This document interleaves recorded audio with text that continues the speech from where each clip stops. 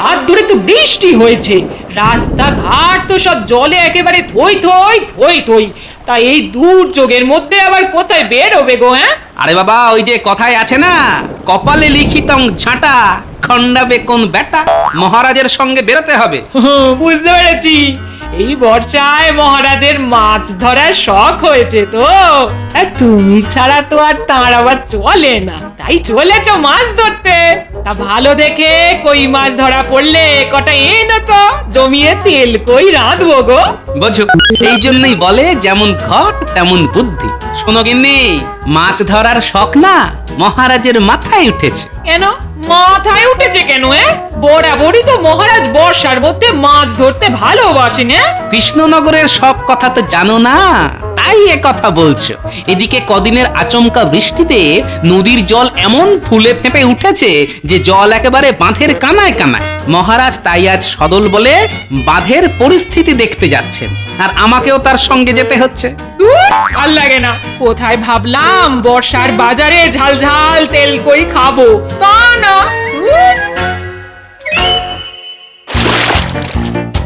I কুমির, তোর জলকে নেমেছি নেমেছি। দেখ এবার কুমির কেমন তোকে গোপাত করে খেয়ে ফেলে। হ্যাঁ, আয় না, খা দেখি, খা খা খা দেখি না তুই কেমন কুমির। এই তোর জলে নেমেছি।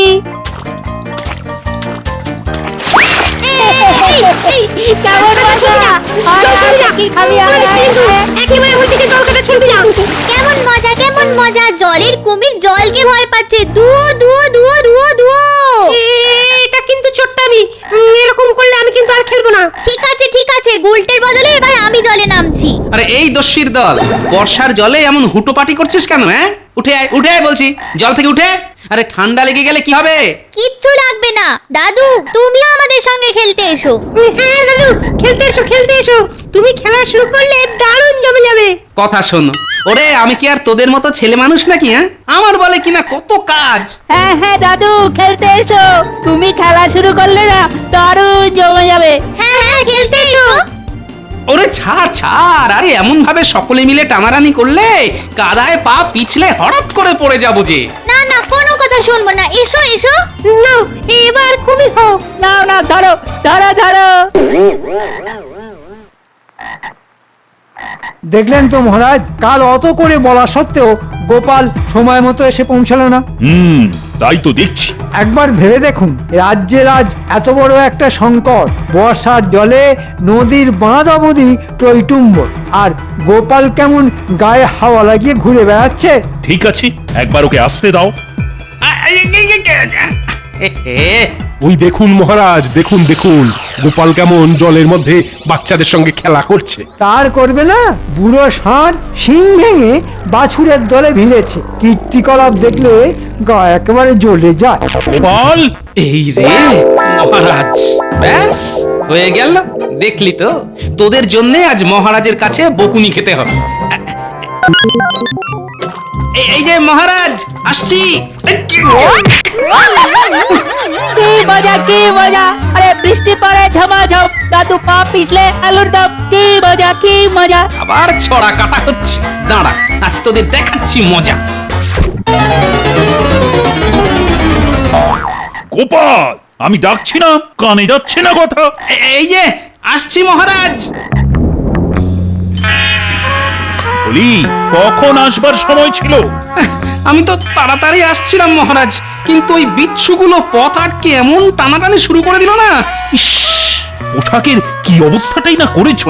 জলে কাদায় একেবারে যে মাখামাখি। কি করব মহারাজ, খড়কে কাঁদার মধ্যে পপাতো চ মমারও চ হলে এর থেকে আর ভালো কি হবে বলুন? তোমাকে না ঠিক একটা ভাঁড়ের মতো দেখতে লাগছে। আপনাকে যেমন সর্বক্ষণ একটা কুটিল মন্ত্রী থরি বুড়ো শিয়ালের মতন দেখতে লাগে। মুখ সামনে কথা বলবে গোপাল। থাক থাক, এখন এসব বন্ধ রেখে চলো চলো বাঁধের ওপর চলো। আমি নিজে চোখে দেখতে চাই জল কতটা উপরে উঠেছে। যথাজ্ঞা মহারাজ।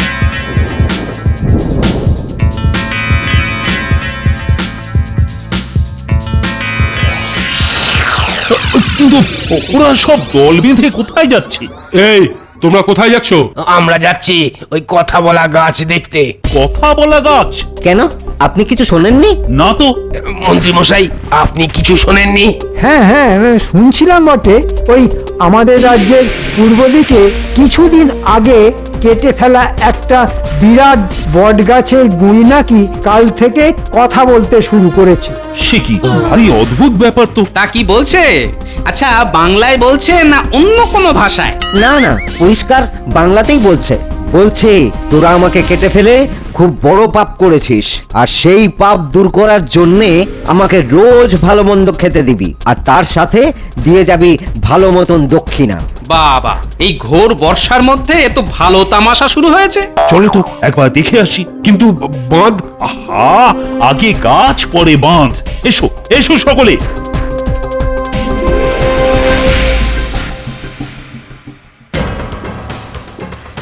হে বাবা বুড়ো বটগাছ, আমরা খাবার এনেছি, তুমি গ্রহণ করে আমাদের পাপ দূর করো বাবা। খাবার এনেছিস, ভালো করেছিস। যাক, ওগুলো দূরে রেখে চলে যা। এরপর আজকের মতো তোদের এখানে যেন না দেখি, কেমন? ঠিক আছে বট দেবতা, আপনি যা বলবেন তাই হবে। কিরে আমার প্রণামী? এই দিচ্ছি বাবা। যা, এবার বাড়ি যা। আর শোন, আমার পুজো বন্ধ হয়ে গেলেই কিন্তু তোদের মহা সর্বনাশ হবে। না না, আমরা রোজ পুজো দিয়ে যাব। মহারাজ এসেছেন মহারাজ। এই যে কৃষ্ণচন্দ্র, এসেছিস? দেখে যা তোর লোকেরা আমার কি অবস্থা করেছে, দেখে যা। জানিস এই কাজের পরিণতি জানিস? আমি প্রাচীন বট, আমার অভিশাপে তোর সাধের কৃষ্ণনগর ছারখার করে ছারখার হয়ে যেতে পারে, জানিস তুই? কাটা গাছের গুঁড়ি মানুষের গলায় কথা বলছে। না না, ব্যাপারটার মধ্যে কোনো গোলমাল নিশ্চয়ই আছে।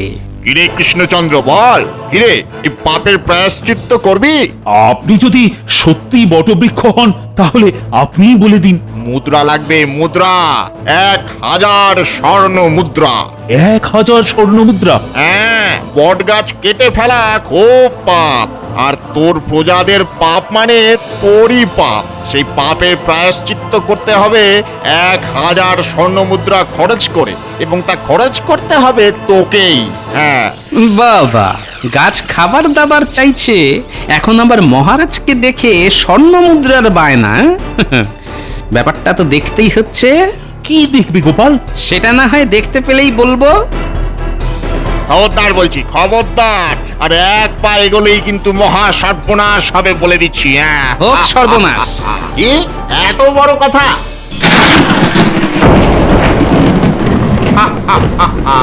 দেখলি তো আমার অভিশাপের সামান্য একটু নমুনা। আর এক পা এগোলেই এর পরের বাজিটা তোর মাথায় পড়বে। মহারাজ, গোপালকে থামান, না হলে আজ একটা কেলেঙ্কারি হয়ে যাবে। কি করছো কি গোপাল? সব সময় সব বিষয়কে অবিশ্বাস করা ঠিক নয়। দেখলে তো কিরকম বজ্রপাত হলো। বর্ষাকালে এরকম বজ্রপাত হামেশাই হয়ে থাকে মহারাজ, ওতে আপনি ভয় পাবেন না। গোপালের এই ব্যবহারের জন্য আমি তাহলে অভিশাপ দিলাম, বাঁধ ভেঙে গোটা কৃষ্ণনগর ভেসে যাবে, ভেসে যাবে। দয়া করে এমন অভিশাপ দেবেন না বটদেবতা। গোপালকে আমি এক্ষুনি এখান থেকে নিয়ে চলে যাচ্ছি। আরে হাঁ করে দাঁড়িয়ে কি দেখছো? গোপালকে এখান থেকে নিয়ে চলে যাও। ছাড়ো ছাড়ো ছাড়ো আমায়, ছাড়ো ছাড়ো। আমি স্পষ্ট দেখতে পাচ্ছি এই গুয়ার গোবিন্দ গোপালের জন্যেই একদিন আমাদের এই কৃষ্ণনগর পথে বসবে। আমার কথা মিলিয়ে নেবেন মহারাজ।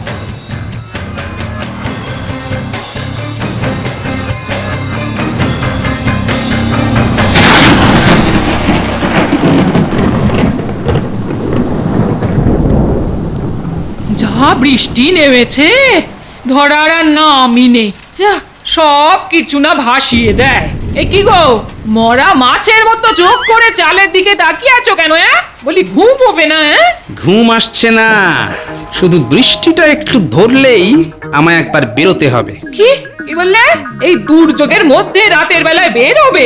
তা কি এমন রাজকার্য আছে তোমার? দিনের বেলা তো মিটছে না গো। না গিন্নি, না বেরোলে যে খুব বড় একটা অঘটন ঘটে যেতে পারে। অঘটন ঘটলে মহারাজ বুঝবেন। হ্যাঁ, আচ্ছা তুমি পাগল না ছন্ন ছাড়া? এই শোনো, যদি বেরো না তাহলে আমি আর তোমায় ঘরে ঢুকতে দেবো না। হ্যাঁ, বলি জলে ভিজে অসুখে পড়লে কে দেখবে তোমায়? তাই কথা না বাড়িয়ে চুপচাপ চুপচাপ ঘুমিয়ে পড়ো বলে দিচ্ছি। হ্যাঁ,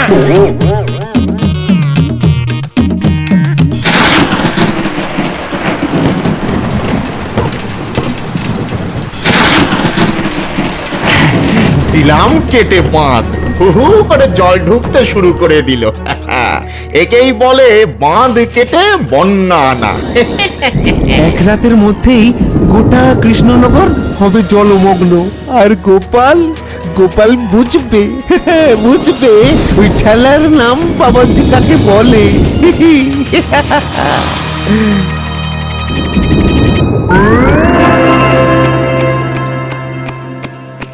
না, বৃষ্টিটা খুব ভোগাচ্ছে দেখছি। কাল তো কাটা গাছের ঝামেলায় বাঁধ দেখতে যাওয়া হলো না। না, আজ যেমন করে হোক বাঁধের পরিস্থিতি দেখতে যেতেই হবে। মহারাজ মহারাজ, সর্বনাশ হয়ে গেছে, সর্বনাশ হয়ে গেছে। কি হয়েছে? বটবৃক্ষের অভিশাপ ফলে গেছে মহারাজ। কাল রাতে বাঁধ ভেঙে হু হু করে জল ঢুকে পড়েছে কৃষ্ণনগরে। নদীর ধারের বেশ খানিকটা অংশ জলে ভেসে গেছে। সে কি? আর সবকিছু হয়েছে ওই গোপালের জন্যে। যাও যাও, এক্ষুনি তাকে আমার কাছে ধরে নিয়ে এসো। সোজা কথায় আসতে না চাইলে বেঁধে আনবে। আমি এক্ষুনি রক্ষীকে নিয়ে তাকে ধরে আনছি। দেখো গোপাল, এবার তোমার কি হাল করি।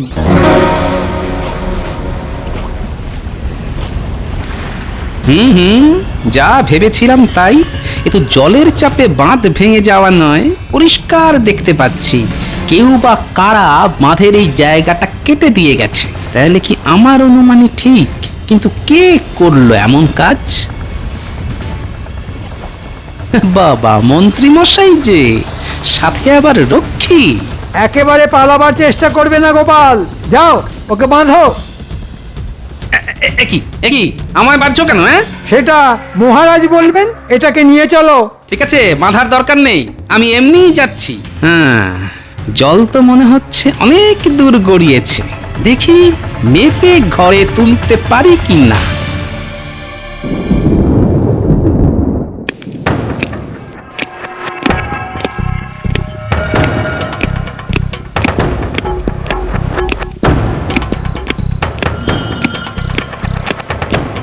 এই যে মহারাজ, আপনার সব জানতা চির অবিশ্বাসী গোপালকে ধরে এনেছি।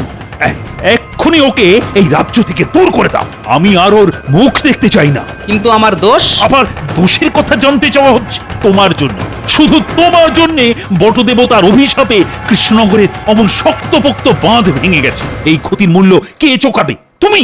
বাঁধ ভাঙেনি মহারাজ, আমি নিজের চোখে দেখে এসেছি কেউ বা কারা ওই বাঁধ কেটে দিয়ে গেছে। কাল রাতেই হাতে নাতে ধরবো বলে ঠিক করেছিলাম, শুধু বৃষ্টির জন্য আমার বউ ঘর থেকে বেরোতে দিল না তাই। চুপ! আর একটা কথা বললে না শুলে চাপিয়ে দেব। যাও, দূর হয়ে যাও আমার চোখের সামনে থেকে। আর এই কৃষ্ণনগরের চৌহদ্দির মধ্যে তোমায় দেখতে পাওয়া গেলে 1 বছর কারাবাস হবে তোমার। এই আমার শেষ কথা। যাও। খুব ভালো বিচার করেছেন মহারাজ। গোপালের মতো খপর দালালের এই হলো ঠিক শাস্তি। আপদটাকে তাহলে বিদেয় করা গেল। গিন্নির কথা শুনে কেন যে কাল রাতে বেরোলাম না। একবার বেরোলেই সব রহস্যের সমাধান হয়ে যেত। এখন যে কি করি? মহারাজ তো আবার আমার কোনো কথাই শুনতে চাইলেন না।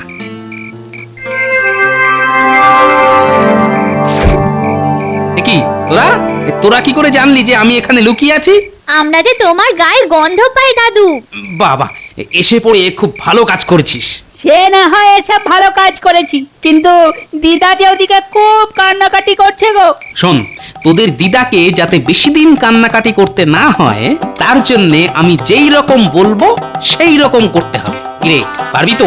একবার বলেই দেখো না আমরা পারি কিনা। তোদের দিদাকে আচ্ছা করে লঙ্কা গুঁড়ো মিশিয়ে লাড্ডু বানাতে বলবো। আর কিরে, সবকিছু ঠিকঠাক করতে পারবি তো? পারবো না মানে? এমন গুলতি মারবো না, চোখে অন্ধকার দেখবে বট দেবতা।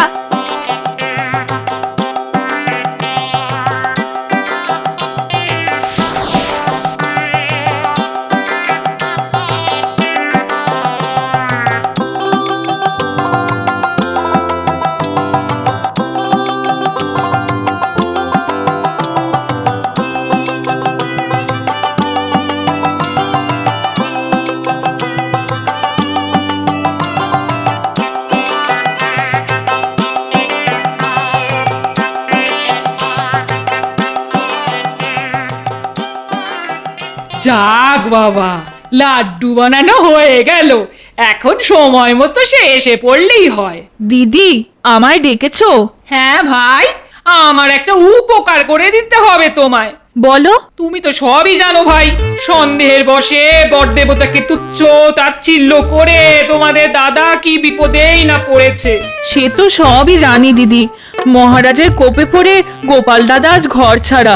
আমি নিজের হাতে কটা লাড্ডু বানিয়েছি। তুমি যদি আমার হয়ে এগুলো ওই বট গাছকে দিয়ে আসো, তাহলে মনে হয় আমার ঘরের মানুষের ওপর বটদেবতার কোপ কিছু কমতে পারে। হ্যাঁ, এটা একেবারে খাঁটি কথা বলেছো। তা তুমি নিজেই চলো না আমার সঙ্গে। না ভাই, আমি গেলে দেবতা হয়তো এই লাড্ডু গ্রহণ করবেন না। না ভাই না, নতুন করে আর বিপদ ঘটাতে চাই না। আমার হয়ে তুমি এগুলো দিয়ে এসো গে। বেশ, তাহলে দাও। তবে লাড্ডু দিয়ে আমি মনে মনে গোপাল দাদার হয়ে ক্ষমা চেয়ে আসবো। দেখি তাতে যদি তার রাগ একটু কমে। গোপাল দাদা যদি আবার বাড়ি ফিরে আসার সুযোগ পায়, তাহলে আসি দিদি। হ্যাঁ, এসো এসো। যা উপকার করলে, তোমার ঋণ কখনো শোধ করতে পারবো না গো।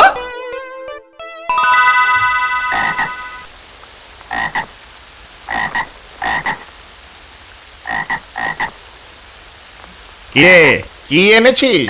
আগে লাড্ডু। খুব ভালো, খুব ভালো। যা যা যা, চলে যা যা।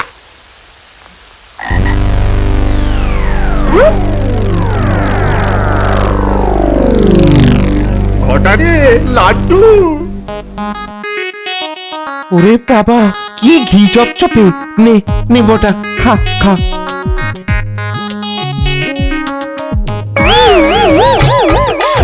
ওরে বাবা, একটু ঝাল দে, মুখের ভেতরটা করে জ্বলে গেল। মুখ চলছে আর ঝালের চোটে আমার যে ব্রহ্মতালু অব্দি চলে পড়ে যাচ্ছে। ওরে ওরে বাবা রে, চোখে যে অন্ধকার দেখছি। ওরে ঘটা, তুই কোথায় রে? তুই কোথায়? ওরে বাবারি বাবারি বাবা। জল জল জল জল জল জল, কোথায় পাই জল? হ্যাঁ, কি হলো? এই মাটিতে পড়ে গেলি কেন? এই বটা, এই চোখ খোল, চোখ খোল বটা, চোখ খোল বটা।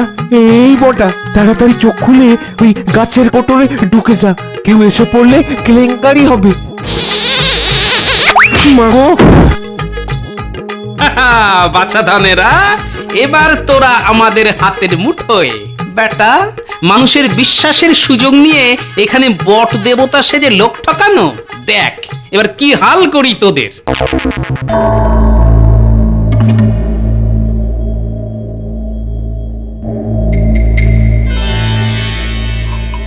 চলো চলো তো রানী, বট গাছের সামনে 1000 স্বর্ণমুদ্রা রেখে আসি। এতে যদি বটবৃক্ষের রাগ কমে, যদি তার অভিশাপ থেকে রক্ষা পায় আমার সাধের কৃষ্ণনগর। স্বর্ণমুদ্রা দিয়ে রাগ কমাতে চান, ভালো কথা, কিন্তু আমার মন কেমন যেন সায় দিচ্ছে না। আচ্ছা আচ্ছা, গাছ কি কখনো কথা বলে না বলতে পারে? দেখো রানী, দেখো, ওই যে কথায় আছে না, বিশ্বাসে মিলায় বস্তু, তর্কে বহুদূর। না না না, এসব না ভেবে চলো তো শুভ কাজটা সেরে আসি। আমি এসে গেছি মহারাজ। খুব ভালো করেছো, চলো তাহলে বেরিয়ে পড়ি। কখনো আবার হুট করে বৃষ্টি শুরু হয়ে যাবে, কে জানে। কি হলো বট দেবতা, আজ আপনি কথা বলছেন না কেন? আপনি তো ভক্তদের সঙ্গে রোজ কথা বলেন, তা আজ কেন চুপ করে আছেন? বলুন তো দেবতা, কথা বলুন। কথা বলুন দেবতা। গোপালের ব্যবহারে আপনি কি আমাদের উপরে রেগে আছেন? গোপাল তো তার অন্যায়ের যথেষ্ট শাস্তি পেয়েছে, কিন্তু আমাদের উপরে আপনি এত রাগ করে থাকবেন না। রাগ করে থাকবেন না?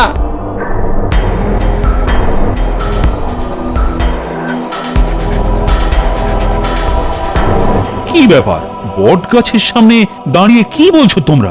দেখুন না মহারাজ, রোজ আমাদের সঙ্গে কথা বলেন, অথচ আজ কোনো কথাটি বলছেন না। আপনি এসে গেছেন, এবার হয়তো আপনার সঙ্গে কথা বলবেন। হে বটবৃক্ষ, প্রায়শ্চিত্ত স্বরূপ 1000 স্বর্ণ মুদ্রা এনেছি। আমার কৃষ্ণনগর এখন তাহলে অভিশাপ মুক্ত তো? কি হলো, কিছু বলুন। কি হলো রে বাবা, বেটার ছেলে কোথায় গেল? আপনাদের বট দেবতার কথা বলবেন না মহারাজ? মানে ওটা তো বটের গুঁড়ির কথা ছিল না, ওটা ছিল বটা গুঁড়ি, বেটা বদমাশের ঝুড়ি। বটা তুই, এ কাজ তাহলে তোর? পাজির ধাড়িটা গাছের পেছন দিকের বড় কোটরে লুকিয়ে থেকে সব চালাতো, আর ঘটাটা ছিল ওর দোসর। আমার তো প্রথমেই এটা সন্দেহ হয়েছিল, কিন্তু বিধিবাম আমার কোনো কথাই তো আপনি কানেই তুলতে চাইলেন না। এটাই তো তোমাদের মহারাজের বড় দোষ, সব সময় আগে পেছন না ভেবে হুজুগে গা ভাসিয়ে দেন। এত বড় ঠকবাজি! আজ দুটোকেই আমি নিজের হাতে কেটে ফেলবো। বারে, আমরা কাটা পড়লে মন্ত্রী মশাই বা বাদ যাবে কেন? এই বুদ্ধি তো ওরই। উনি তো বলেছিলেন খাবার আমাদের আর মুদ্রা ওনার। এই সেরেছে, হাটের মাঝে হাঁড়ি যে ফট করে ফেটে গেল। তাহলে তো মন্ত্রী বেটাকে আগে কাটবো। ওরে বাবা রে! মন্ত্রী দাঁড়াও, দাঁড়াও বলছি, ধরতে পারলে না? ওরে দাঁড়াও, ওরে বাবা দাঁড়াও। রে! ওরে বাবা রে! দাঁড়াও বলছি, ওরে মন্ত্রী। এলাম রে! ওরে বাবা রে! ওরে বাবা রে!